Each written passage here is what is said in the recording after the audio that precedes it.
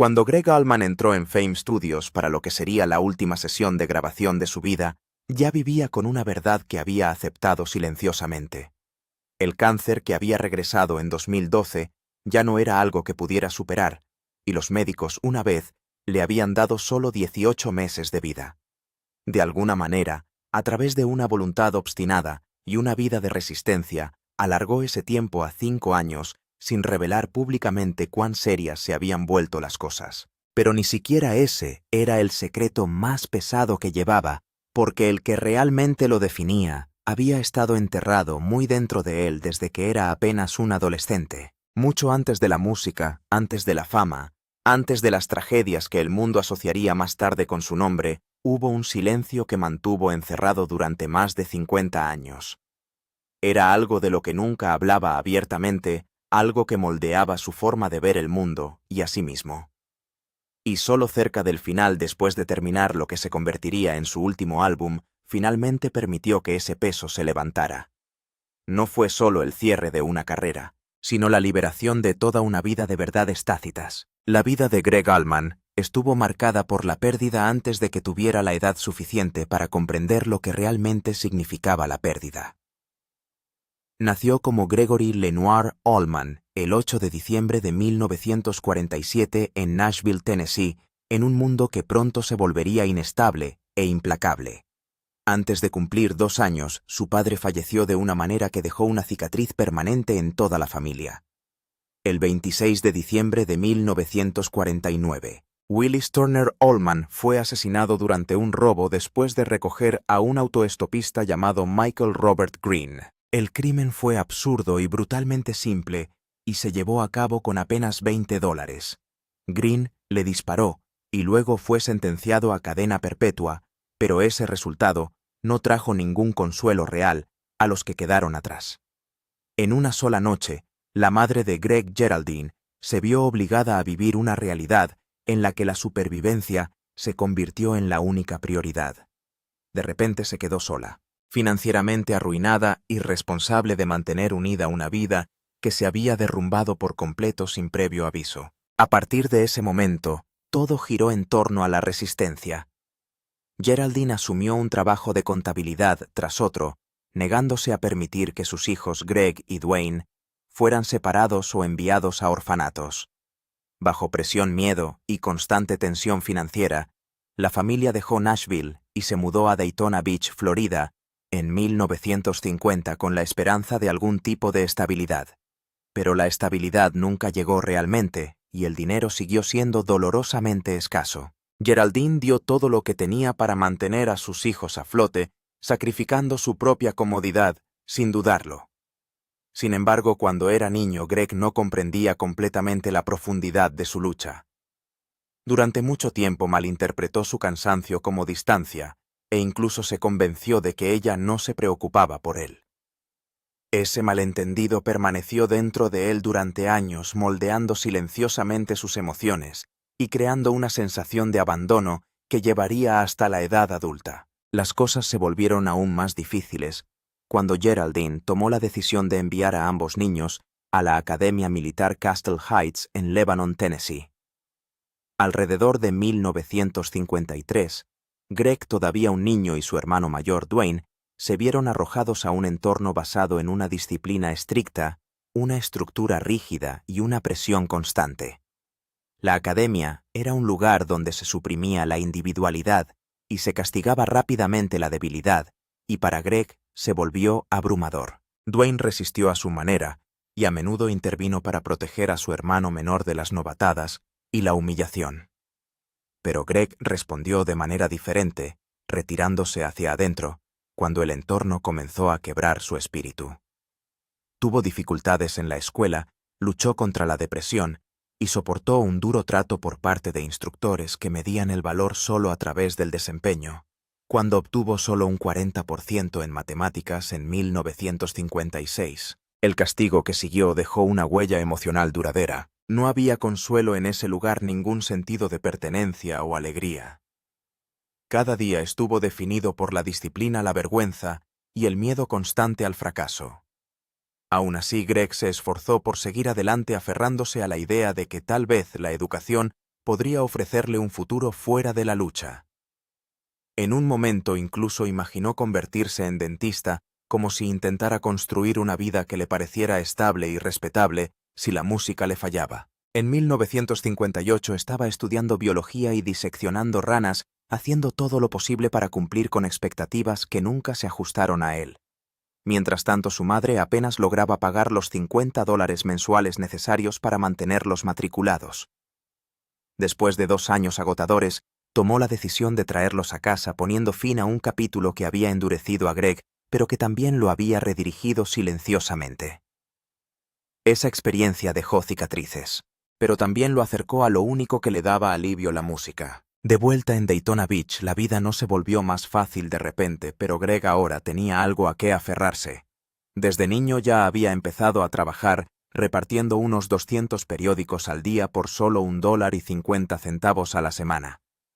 Era un trabajo agotador para alguien de su edad, pero le enseñó desde temprano que nada sería fácil. Luego, en el verano de 1957, todo empezó a cambiar. Después de ahorrar $39, compró una guitarra Sears Silvertone, usada en una casa de empeño. Era un modelo rojo Sunburst, desgastado pero lleno de posibilidades, y desde el momento en que entró en su casa, se convirtió en el centro de todo para ambos hermanos. Dwayne lo reclamó de inmediato, y lo que siguió fue una batalla constante de ida y vuelta sobre quién podía jugar. Discutieron, intercambiaron turnos a mitad de la práctica, y se negaron a permitir que la frustración los detuviera. En un momento acalorado, en 1958, las cuerdas se rompieron por completo, pero en lugar de darse por vencidos, volvieron a encordar la guitarra con hilo de pescar. Fue tosco e imperfecto, pero funcionó y fue suficiente. Ese único instrumento se convirtió en su mundo entero. Dwayne se centró en la guitarra solista, esforzándose por dominar los solos, mientras Greg construía una base en los acordes y el ritmo. En 1959 ya estaban en las calles tratando de ganar monedas tocando para quien quisiera escucharlos. Más tarde Greg describiría esa guitarra como su único juguete, y esa descripción capturó la realidad de su infancia mejor que cualquier otra cosa. Al mismo tiempo, otra influencia le iba remodelando silenciosamente durante las largas noches. Alrededor de los 9 años, Greg comenzó a escuchar una pequeña radio de transistores debajo de sus mantas, girando con cuidado el dial AWULAC en Nashville. La poderosa señal de la estación transmitía ritmo y blues a través de los estados, llegando a Daytona Beach, con un sonido que se sentía completamente diferente a cualquier cosa que lo rodeara. Desde medianoche hasta las 3 de la madrugada, permanecía despierto escuchando a DJs como John Richburg y Bill Hoss Allen, absorbiendo cada nota. Artistas como Muddy Waters, B.B. King, Howlin' Wolf, Jimmy Reed y Bobby Blue Bland hicieron más que entretenerlo. Su música llegó a algo más profundo, cambiando su forma de entender el sonido, la emoción y la expresión. Ninguna emisora local le ofrecía ese tipo de música, y él se aferraba a ella como algo raro y poderoso. Llenó cuadernos con títulos de canciones, siguió más de 100 grabaciones, y en 1962 había aprendido por sí solo casi 50 de ellas.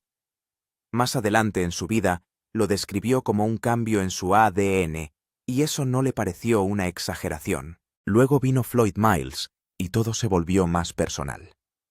Alrededor de 1958, cuando Greg tenía unos 11 años, conoció a Floyd, un joven músico de blues de Daytona, que dirigía una banda llamada House Rockers.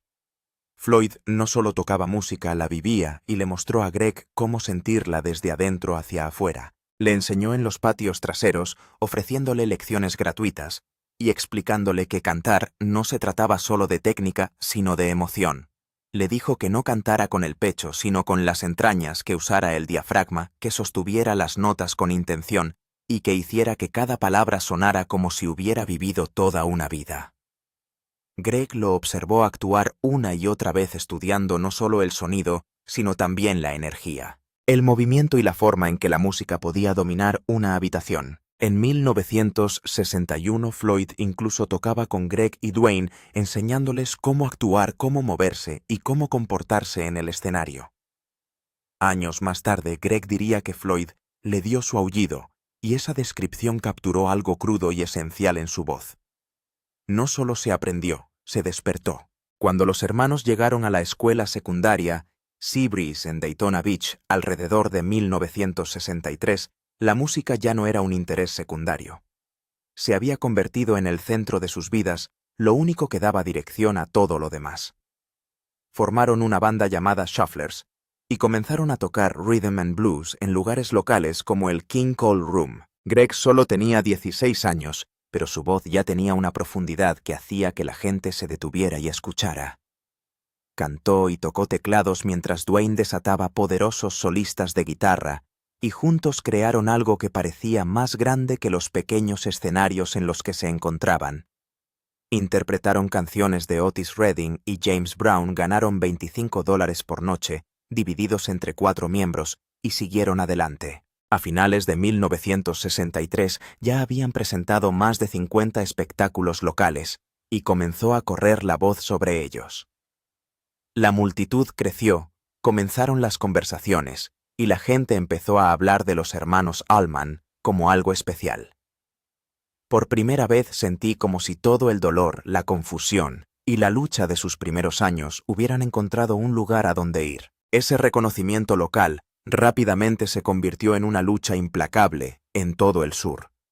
En 1964 actuaban bajo diferentes nombres como Escorts y en 1965 se habían convertido en Allman Joyce. Los nombres cambiaron, pero su impulso nunca lo hizo. Tocaron más de 200 espectáculos al año en bares, armerías, clubes y locales rudos de Georgia, Alabama y Tennessee. Cada dólar que ganaron se destinó directamente a su búsqueda de la música. Eligieron récords en lugar de comidas, equipo, en lugar de comodidad y supervivencia, en lugar de estabilidad. Dwayne se saltaba la comida solo para poder comprar una guitarra, mientras que Greg empeñó su reloj para comprar amplificadores. Viajaron en un coche desgastado que ya había recorrido 500.000 kilómetros, llevando consigo una enorme lista de canciones de alrededor de 150 canciones que habían memorizado de discos antiguos. En 1966, después de un espectáculo en Chattanooga, estaban tan arruinados que hicieron autostop 600 kilómetros hasta casa y sobrevivieron gracias a melocotones robados. En un momento incluso los arrestaron por vagancia, pero nada les impidió regresar al escenario la noche siguiente. Era una forma de vivir brutal e incierta, el tipo de vida que a menudo destroza a la gente por completo. Pero para Greg y Dwayne solo los empujó más profundamente hacia la música, que poco a poco se estaba convirtiendo en su salida. Para ellos, los agudizó.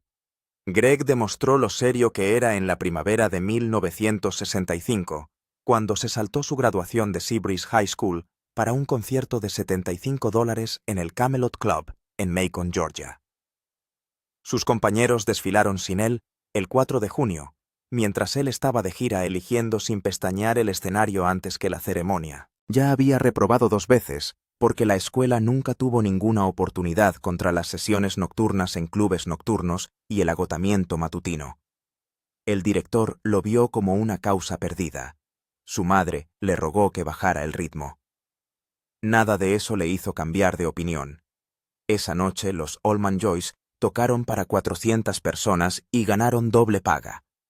Obtuvo su diploma más tarde mediante exámenes, pero la elección ya lo había dicho todo. A los 17 años, Greg ya había cantado en cientos de espectáculos.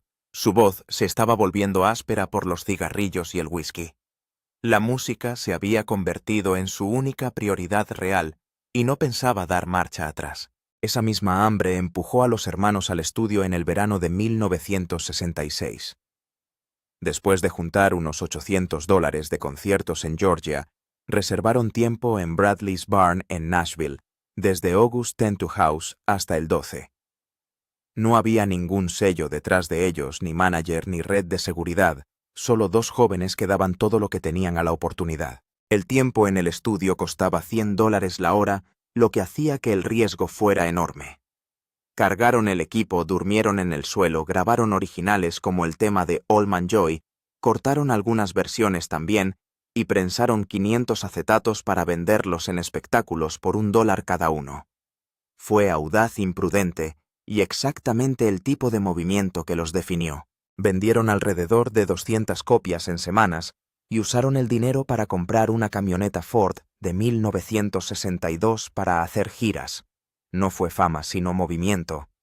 Estaban construyendo algo con una decisión desesperada a la vez. Luego llegó Los Ángeles a principios de 1967, y de repente pareció que la oportunidad que habían estado persiguiendo finalmente había llegado. El 15 de marzo firmaron con Liberty Records como Hourglass en un contrato de 3 álbumes por valor de $25,000. Sobre el papel era todo lo que querían. En realidad fue una trampa. El sello los empujó hacia el pop pulido en lugar del blues que amaban. Los ejecutivos eligieron productores, les impusieron material suave e incluso intentaron controlar los solos de Duane. Los álbumes Hourglass y Power of Love se vendieron mal. Ambos se quedaron por debajo de las 10,000 copias y las sesiones se volvieron miserables. Más tarde, Greg describió todo el asunto como desgarrador. Pasó largos días en los estudios de Hollywood reescribiendo letras para adaptarlas a canciones que no le parecían propias. Duane también lo odiaba, y el 20 de junio de 1968 explotaba ante los ejecutivos y les decía exactamente qué podían hacer con sus tonterías pop. El sello respondió con amenazas y control. Se congelaron las regalías. Las salidas estaban bloqueadas. Greg se quedó para terminar las obligaciones contractuales e incluso tuvo que grabar una versión de D y Fi o OK que no quería hacer. La alegría lo abandonó. La depresión se profundizó. Las drogas empezaron a aparecer. El 9 de agosto de 1968. Duane huyó al sur y Hourglass se vino abajo. Sin embargo, incluso ese fracaso abrió la puerta a algo mucho mayor. A finales de 1969, Greg y Duane reunieron a los músicos que se convertirían en la Allman Brothers Band en Macon, Georgia. Este no era un grupo más. Era algo raro en el sur profundo en ese momento. La formación incluía músicos blancos como Dickie Betts, Barry Oakley y Butch Trucks junto al baterista negro J. Mo Johansson. En una región todavía marcada por una segregación importante, no pronunciaban discursos. Simplemente vivían y tocaban juntos, aparecían juntos en clubes locales de ensayo y moteles. La música en sí ya era diferente, mezclaba blues, jazz, country y una larga improvisación, pero la existencia misma de la banda tenía su propio tipo de poder. Construyeron ese sonido de la manera más difícil. La banda ensayaba durante horas todos los días, a menudo, desde la mañana hasta la medianoche, trabajando en las canciones hasta que cada parte parecía natural, y cada intérprete sabía hacia dónde iban los demás. Vivían hacinados en una casa de Macon, durmiendo donde podían, cocinando en platos calientes, sobreviviendo con cigarrillos, café y el poco dinero que ganaban con sus conciertos. Phil Walden, su manager, puso casi todo de su parte para que siguieran trabajando, practicando y moviéndose. Esos meses fueron sudorosos, caóticos y pobres, pero importaron. El vínculo entre los jugadores surgió de ese esfuerzo. No se les entregó nada. Cada armonía, cada línea de guitarra, cada parte de batería se construyó en esa olla a presión, y en medio de todo eso, Greg encontró su voz como escritor. Con apenas 20 y tantos años, empezó a convertir viejas heridas en canciones que sonaban antiguas y personales al mismo tiempo. Escribió Whipping Post, un artículo largo y oscuro, lleno de dolor, traición y castigo emocional. Escribió Midnight Rider, una canción de forajido que parecía inquietante y atormentada. Esas canciones no surgieron de la nada. Provenían del asesinato que destrozó a su familia, de la soledad de la infancia, de los años de deriva y supervivencia. Greg no solo escribía letras, estaba convirtiendo el daño en música que la gente podía llevar consigo. También había un lado más oscuro en lo mucho que deseaba mantener esa vida. En 1965, con el reclutamiento de Vietnam sobre él, Greg hizo algo desesperado e impactante. Por sugerencia de Duane, estudió un gráfico del pie, eligió un lugar entre dos huesos, marcó su mocasín, bebió whisky y se pegó un tiro en el pie con un revólver. Al día siguiente, se presentó en el centro de inducción con muletas y un pie muy vendado y fue descartado para el servicio. Fue imprudente, doloroso y profundamente autodestructivo, pero también demostró hasta dónde estaba dispuesto a llegar para permanecer en el camino que había elegido. Para entonces, la banda ya avanzaba hacia sus primeros discos. Su álbum debut fue grabado en Nueva York en agosto de 1969 y lanzado el 4 de noviembre. No explotó de inmediato vendiendo menos de 35.000 copias al principio, pero plantó una bandera. El disco mezcló versiones de blues con originales como Whipping Post y Dreams, yendo más allá de las fórmulas de radio y apoyándose en la improvisación.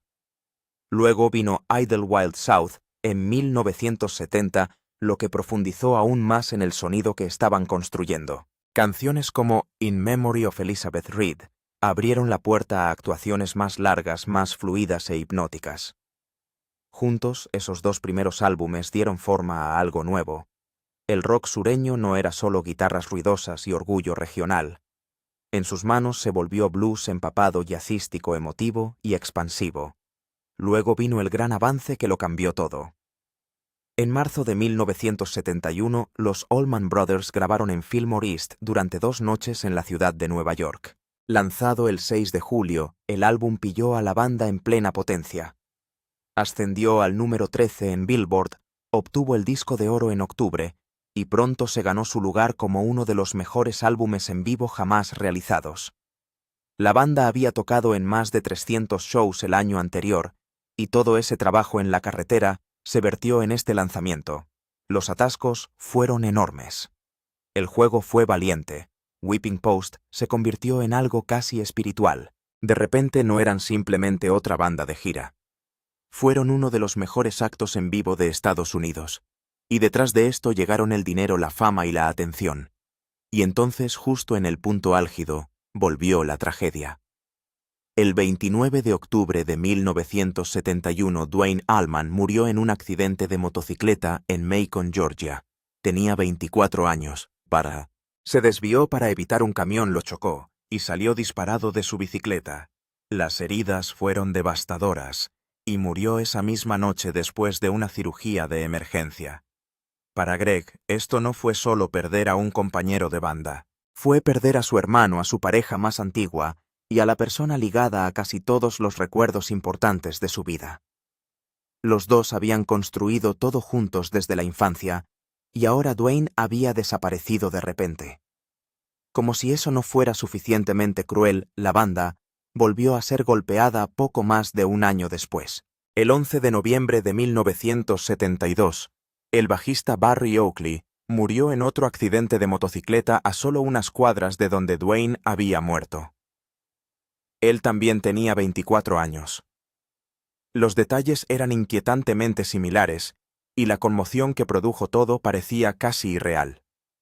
Oakley había estado luchando después de la muerte de Duane, y ahora él también se había ido. 2 funerales, 2 miembros centrales, 2 jóvenes muertos, casi de la misma manera. El dolor dentro de la banda se volvió pesado y tóxico. La vida de Greg Allman siguió oscilando entre el colapso y el regreso, y de alguna manera permaneció en pie mucho más tiempo del que nadie esperaba. A finales de la década de 1970, la banda Allman Brothers ya tenía cicatrices que nunca sanaron. Duane Allman había muerto en 1971. La banda finalmente se separó en 1976 después de demasiadas peleas, demasiadas drogas y demasiado daño. El dinero solo empeoró las cosas.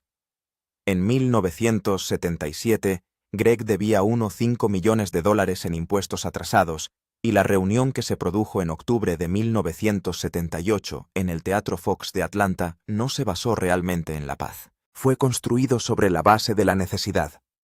Las carreras en solitario no habían funcionado.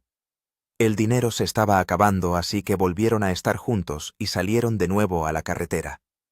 Incluso entonces, la magia se mezcló con el caos. Greg admitió más tarde que después de 50 espectáculos, la primera gira de reunión les reportó solo unos $200,000. Esa no era la cantidad de dinero que podría arreglarlo todo, y la vieja tensión todavía estaba ahí esperando a explotar. En 1979, Dickie Betts golpeó a Greg en el escenario. Aún así, la gente seguía apareciendo. Un espectáculo de enormadome atrajo a 75.000 fanáticos y recaudó $1 millón. Eso dijo todo sobre la banda.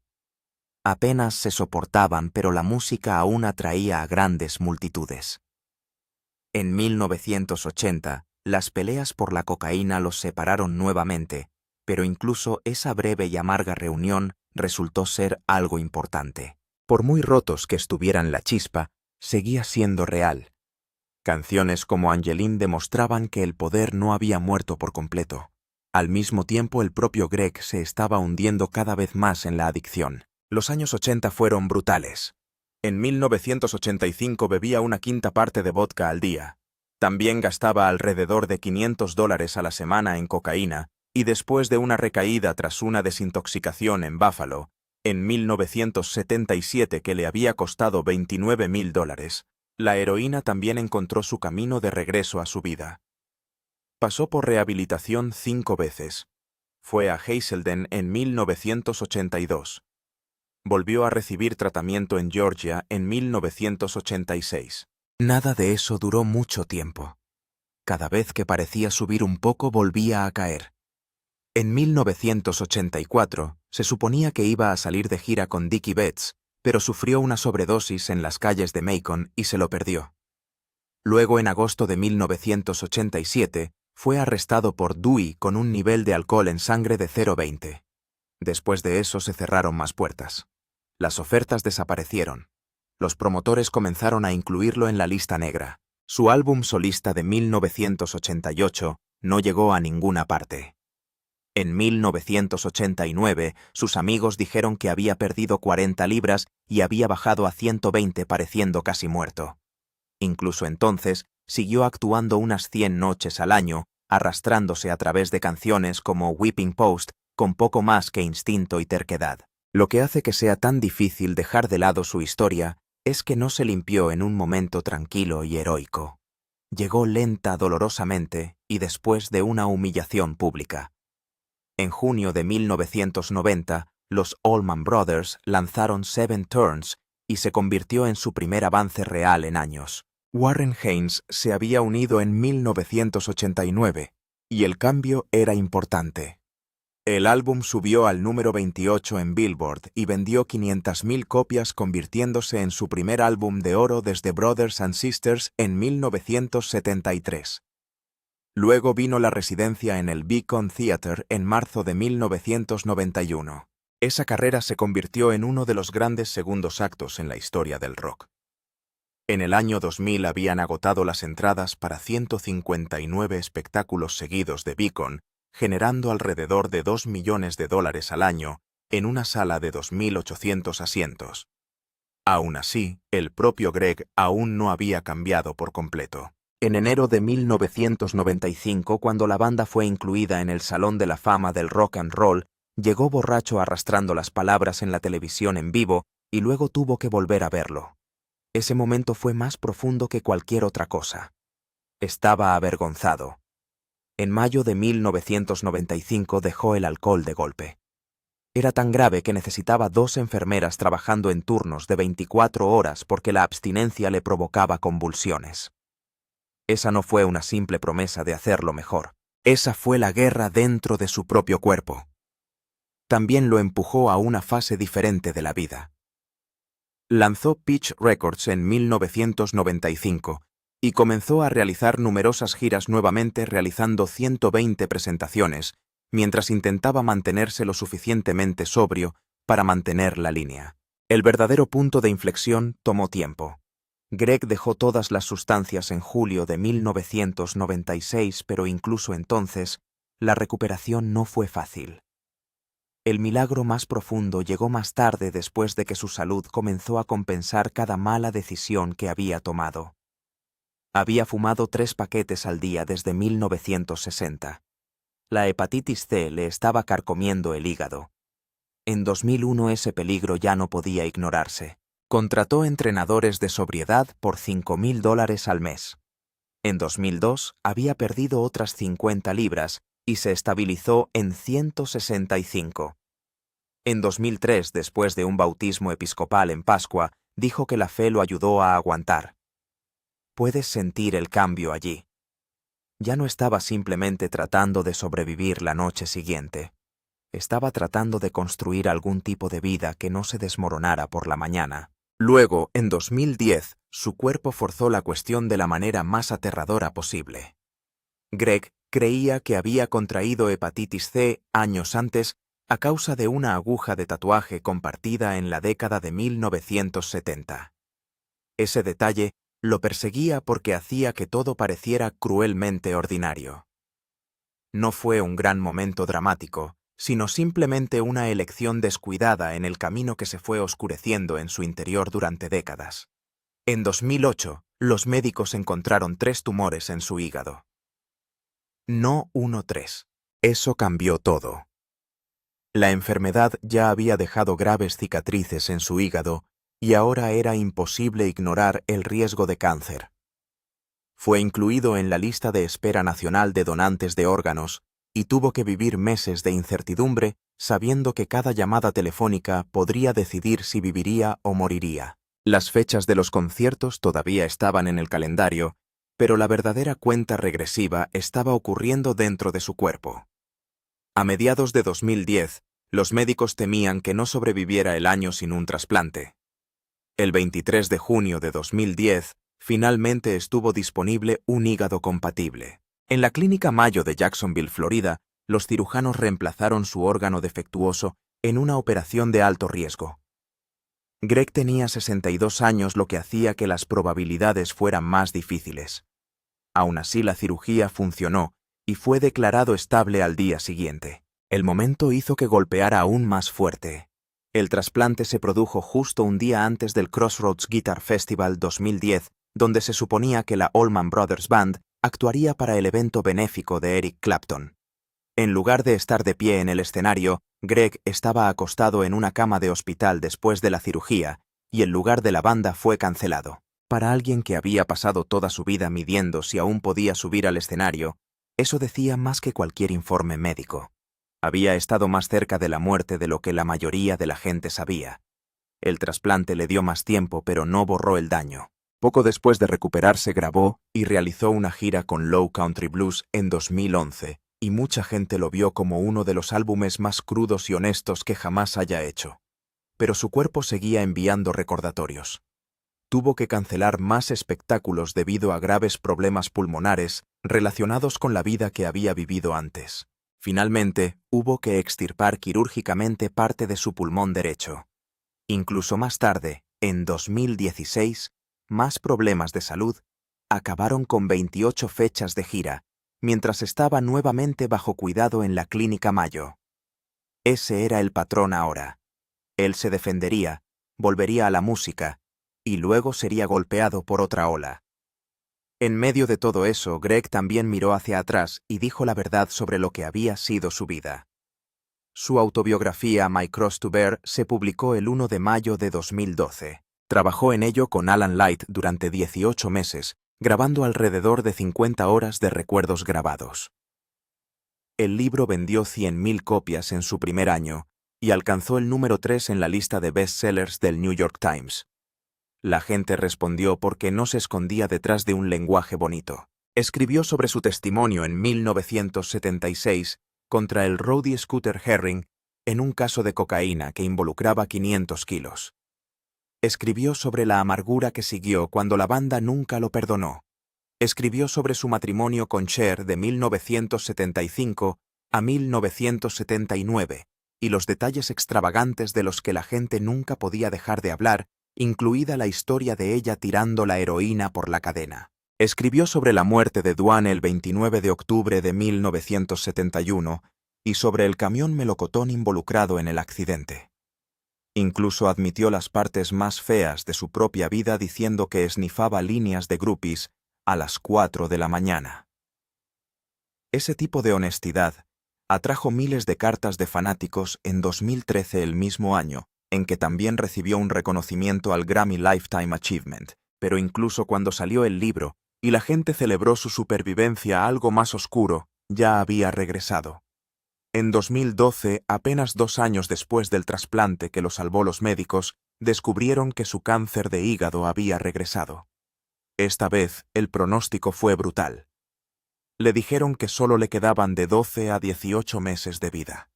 La mayoría de la gente lo habría hecho público. Greg hizo lo contrario. Lo mantuvo casi por completo en privado. Su manager Michael Lehman dijo más tarde que Greg quería seguir tocando música hasta que simplemente ya no pudiera hacerlo. Esa fue la elección. Ninguna gran despedida pública. Sin largas explicaciones. Solo silencio, trabajo y escenario. Lo que lo hace aún más impactante es que rechazó el tratamiento. Sin quimioterapia, sin radiación. Eligió no pasar el tiempo que le quedaba atrapado en el hospital y de alguna manera contra el pronóstico alargó esos 12 a 18 meses a 5 años más. Continuó de gira hasta 2015. Tocó en más de 100 espectáculos después del diagnóstico. Incluso en 2016, mientras la enfermedad se propagaba todavía, realizó más de 50 espectáculos. Para entonces, según los informes, el cáncer se había trasladado a sus pulmones y su voz comenzó a fallar. Un tumor allí provocó una fuerte caída en octubre de 2016 y terminó alquilando un condominio cerca de la Clínica Mayo. Aún así, nunca pronunció públicamente la palabra cáncer. El 5 de agosto de 2016, solo les dijo a los fanáticos que estaba bajo el cuidado de su médico en la Clínica Mayo por problemas de salud graves. Siguieron más cancelaciones a menudo explicadas con conversaciones sobre lesiones de garganta y agotamiento. Luego, en marzo de 2017 se cancelaron todos los espectáculos previstos para el año. Ese fue el final tranquilo, aunque los fanáticos aún no sabían toda la verdad. Antes de que cayera por completo el telón final, Greg vertió lo que le quedaba en un último álbum. Insistió en grabar Southern Blood en Fame Studios en Muscle Shoals, Alabama. Esa elección le importaba profundamente. En 1968, su hermano Dwayne prácticamente había acampado en el estacionamiento de allí, rogándole al fundador Rick Hall que le diera una oportunidad de sesión. Ese lugar era parte de la historia familiar. Greg había querido regresar allí durante 15 años y le había dicho a Lehman que así cerraría el círculo. Así que a finales de 2016, en medio de su batalla contra el cáncer, fue allí para hacer su declaración final. Era débil, su voz era áspera, pero cantaba con la fuerza de alguien que sabía exactamente qué tipo de disco estaba haciendo. Eligió a Don Was para producirlo no porque fuera seguro, sino porque quería a alguien lo suficientemente fuerte como para ayudar a dar forma a una obra maestra final. Más tarde, se dijo que la concentración de Greg era intensa, casi aterradoramente clara. En una sesión afirmó: «Cambiaré en una sola toma emocional». Sin movimientos desperdiciados, sin necesidad de trucos, solo un hombre que dejaba atrás lo que podía. Greg trató esas canciones como su última palabra. Incluso mantuvo el control de los planes de lanzamiento del álbum, asegurándose de que Southern Blood saliera el 8 de septiembre de 2017, en lugar de quedar enterrado más tarde en el otoño, bajo lanzamientos más importantes. Incluso mientras estaba enfermo, siguió rechazando cambios en el arte y la lista de canciones. Sabía lo que quería que fuera este disco final. Una canción en particular, My Only True Friend, transmitía el sentimiento de despedida tan abiertamente que ahora es difícil escucharla sin sentir que se acerca el final. Lo coescribió con Warren Haynes y suena como un hombre mirando la línea entre esta vida y lo que viene después. Ese sentimiento solo se hizo más fuerte debido a lo que sucedió después. Greg aprobó las mezclas finales el 26 de mayo de 2017. Murió al día siguiente, 27 de mayo, a los 69 años en su casa cerca de Savannah, Georgia, rodeado de su familia. Ese momento convirtió el álbum en algo incluso más pesado que un proyecto final. Se convirtió en un adiós que terminó casi con su último aliento.